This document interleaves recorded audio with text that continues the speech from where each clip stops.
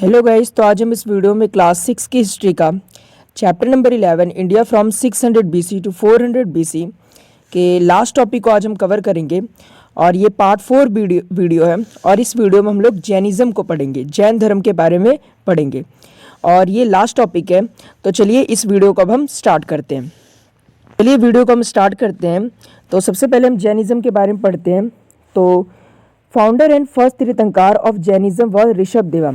जो भगवान ऋषभ देवा थे उन्हें जैनिज़्म का फाउंडर माना जाता है। कि मतलब जैनिज़्म की जो शुरुआत थी वो किसने की थी? भगवान ऋषभ देवा जी ने की थी। अब जैनिज़्म वर्ड में ये फर्स्ट वर्ड आया है तीर्थंकर। तीर्थंकर का मतलब क्या चीज़ होता है? ऐसा इंसान जो सेल्फ नॉलेज अर्जित कर लेता है, मतलब कि सेल्फ मतलब अपने आप ज्ञान की प्राप्ति कर लेता है कड़ी तपस्या करके, और जीवन का जो जन्म मृत्यु का सारे चक्र है उससे वो आज़ाद हो जाता है। मतलब कि भव सागर को जो इंसान पार कर जाता है, ठीक है, उसी को हम लोग क्या बोलते हैं? तीर्थंकर बोलते हैं। तीर्थंकर ऐसे व्यक्ति को भी बोला जाता है जो अपनी पांचों इंद्रियों पर कंट्रोल पा लेते हैं। मतलब कि जो हमारी पांचों इंद्रियां होती हैं उस पर जो इंसान कंट्रोल पा लेता है और जिसे ज्ञान की प्राप्ति हो जाती है, उसी इंसान को हम लोग क्या बोलते हैं? तीर्थंकर बोलते हैं। तो इसी तरीके से जो पहले तीर्थंकर थे, जैनिज़्म के पहले तीर्थंकर किसे माना जाता है? भगवान ऋषभ देवा जी को माना जाता है। इसी तरीके से जो जैन धर्म है, जैन धर्म में टोटल 24 तीर्थंकर हुए हैं। तो जैन धर्म में टोटल कितने तीर्थंकर हुए हैं? 24 तीर्थंकर हुए हैं। इसमें से जो मोस्ट इंपॉर्टेंट तीर्थंकर हैं वो पहले तीर्थंकर ऋषभ देवा जी हैं, 23वें तीर्थंकर पार्श्वनाथ जी हैं और 24वें तीर्थंकर महावीर स्वामी जी हैं। तो पहले ऋषभ देवा, दूसरे पार्श्वनाथ और तीसरे महावीर स्वामी, ये जो 3 तीर्थंकर हैं मोस्ट इंपॉर्टेंट हैं। अब देखिए इनके जो सिंबल्स हैं, भगवान ऋषभ देवा के सिंबल क्या चीज़ है? बुल है, मतलब सांड है। पार्श्वनाथ जी का सिंबल जो है वो सांप का फन है, और महावीर स्वामी जी का जो सिंबल है वो लॉयन है, शेर है। अब हम आगे बात करते हैं। Parshvanath was the 23rd tirthankar of Jainism and attain enlightenment at Sammet peak in Jharkhand. जो पार्श्वनाथ जी थे जो कि 23वें तीर्थंकर थे जैनिज्म के, उन्होंने ज्ञान की प्राप्ति कहाँ पे की?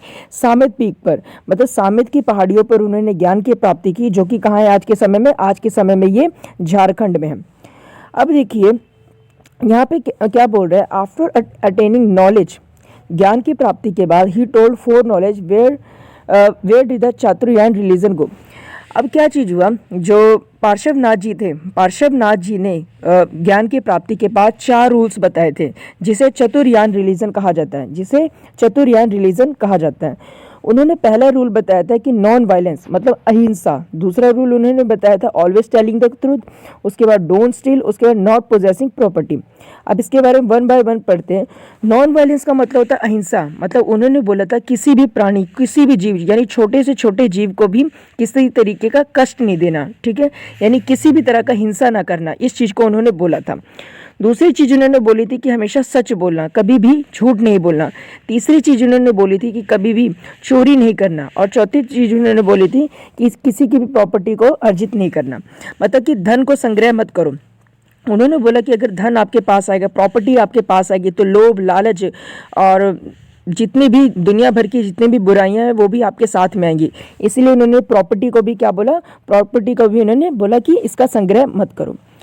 तो जो पार्श्वनाथ जी थे, पार्श्वनाथ जी के मृत्यु के 250 साल बाद महावीर स्वामी जी 24वें तीर्थंकर बने थे। तो ऐसा नहीं हुआ था कि जैसे ही भगवान पार्श्वनाथ जी गए उसके तुरंत बाद 24वें तीर्थंकर जैनिज्म के तैयार हो गए। तो ऐसा नहीं हुआ था। पार्श्वनाथ जी के मृत्यु के 250 साल बाद जो 24वें तीर्थंकर कौन बने थे जैनिज्म के? महावीर स्वामी जी बने थे। अब हम महावीर स्वामी जी के बारे में पढ़ते हैं।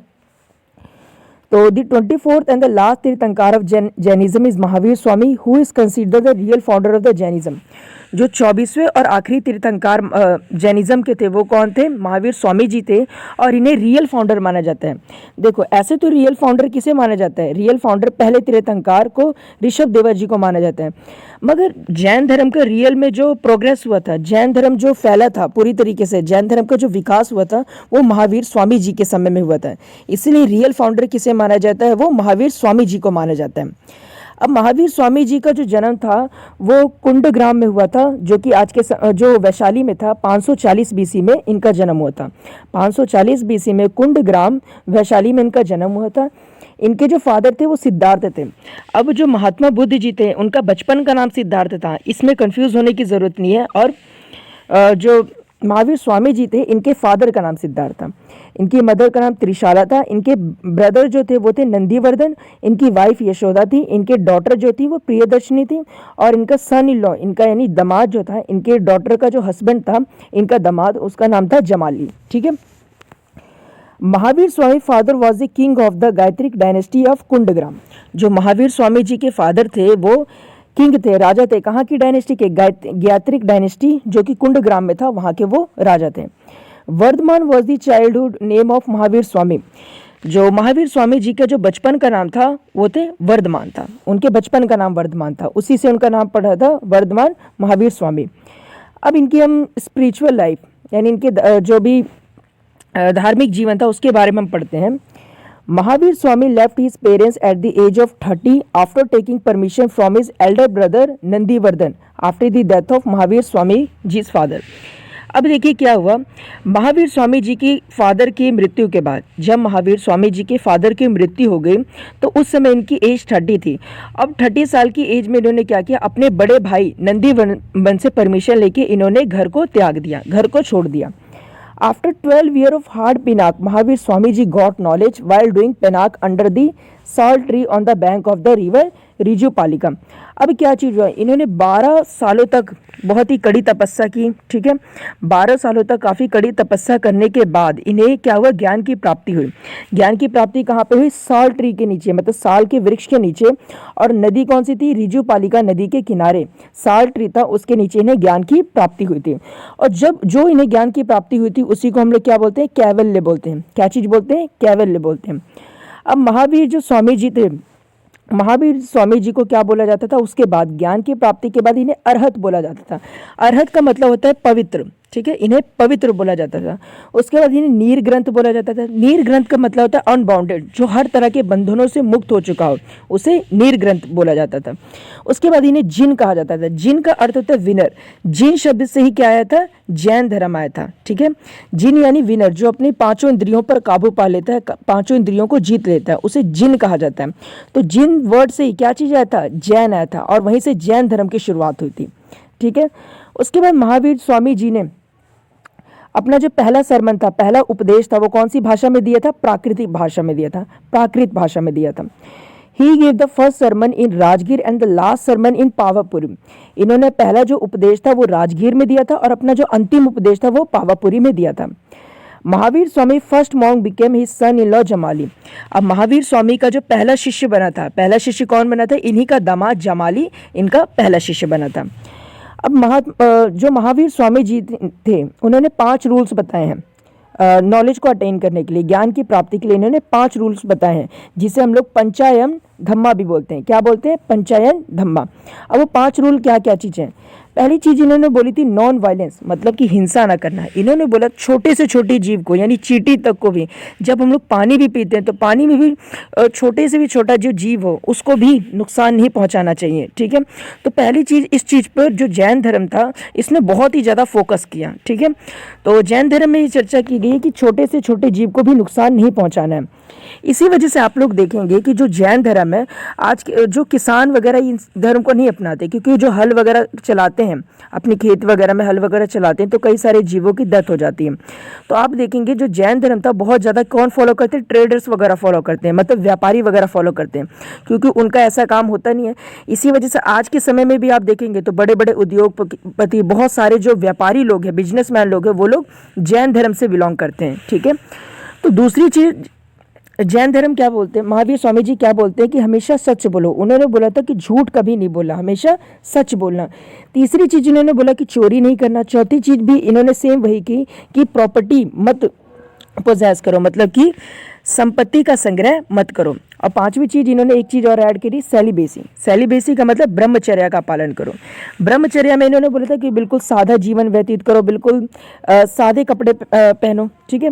इसके अलावा मतलब सारी मोह माया इन सारी चीज़ों को त्याग दो, ये चीज़ होती थी ब्रह्मचर्या। तो ये 5 चीज़ों के बारे में महावीर स्वामी जी,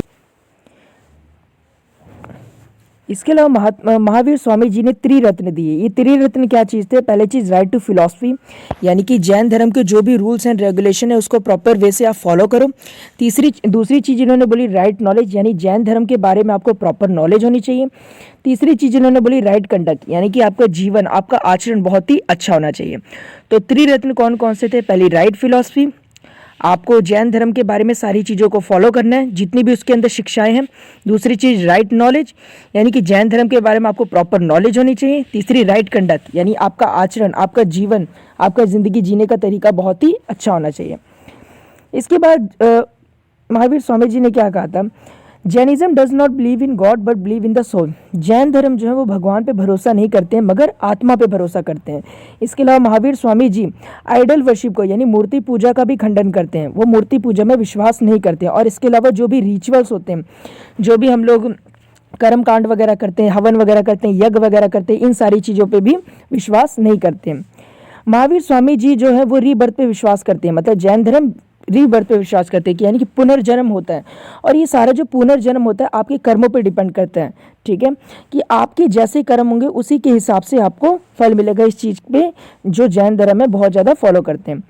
महावीर स्वामी जी को निर्वाणा मिल गया था, मतलब कि मोक्ष की प्राप्ति हो गई थी 72 साल की उम्र में। पावपरी जो कि बिहार स्टेट में, वहाँ पर 468 BC में 72 साल की उम्र में इन्हें निर्वाणा मिल गया था।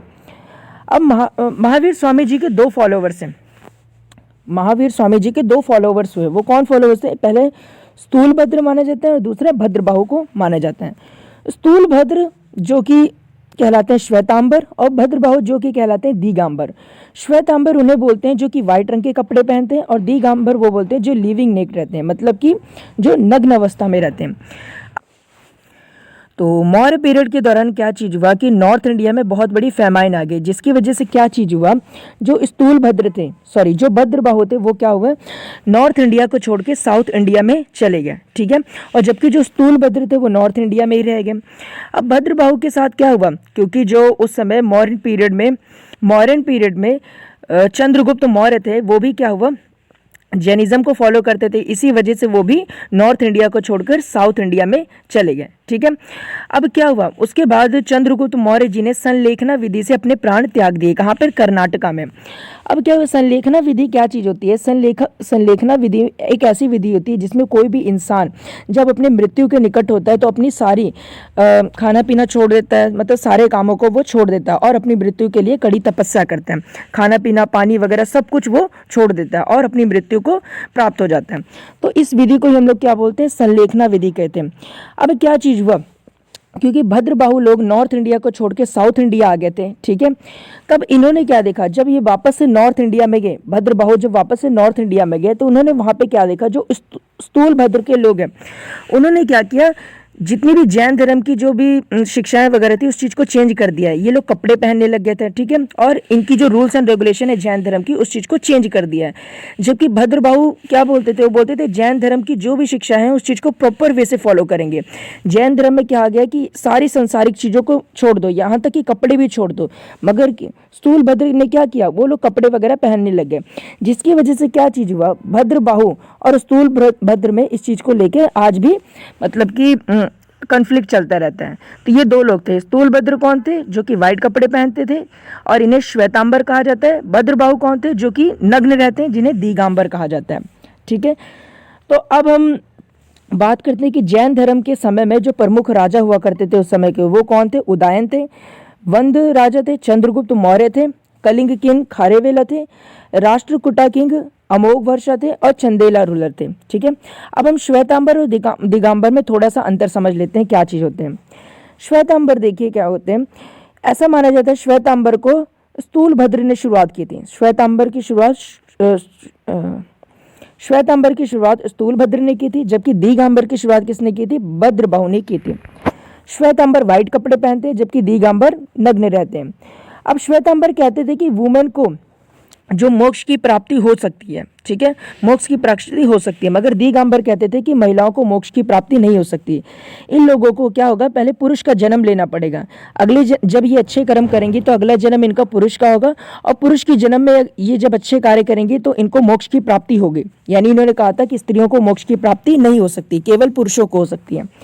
अब श्वेतांबर के अनुसार जो 19 तीर्थंकार थे, 19वें तीर्थंकार जो थे वो वुमेन थी, मतलब महिला थी। मैंने आपको बताया था ना 24 तीर्थंकार थे, उसमें से श्वेतांबर लोग मानते हैं कि जो 19वीं तीर्थंकार थी वो महिला थी, यानी उनको मोक्ष की प्राप्ति हुई थी। जबकि दिगंबर कहते हैं कि नहीं, 19वीं तीर्थंकार जो थे वो मैन थे, ठीक है, वो पुरुष था, ठीक है। इसके अलावा महावीर स्वामी जी, श्वेतांबर बोलते हैं कि महावीर स्वामी जी मैरिड थे, मतलब शादीशुदा थे, जबकि दिगंबर के अनुसार जो महावीर स्वामी जी थे वो अनमैरिड थे, मतलब कि वो शादीशुदा नहीं थे। तो ये ओवरऑल हमारे पास जैनिज्म के बारे में मैंने आपको डिटेल में समझा दिया, और इसी के साथ हमारा ये जो चैप्टर नंबर 11 है ये कंप्लीट होता है। तो मुझे उम्मीद है आपको सारे लेक्चर्स बहुत ही अच्छे से समझ में आए होंगे। तो नेक्स्ट वीडियो में हम नेक्स्ट लेक्चर के साथ मिलेंगे, और जो नेक्स्ट हमारा चैप्टर होगा वो होगा मौर्य डायनेस्टी के बारे में। अभी तक हम Haryanka dynasty, Shishunaga dynasty, Nanda dynasty, और इसके बाद जो उस समाज में जैनिज्म और बुद्धिज्म का उदय हुआ उसके बारे में हम डिटेल में पढ़ चुके हैं। तो नेक्स्ट चैप्टर हमारे पास मौर्य डायनेस्टी का होगा। तो चलिए मिलते हैं नेक्स्ट वीडियो में, तब तक के लिए थैंक यू वेरी मच।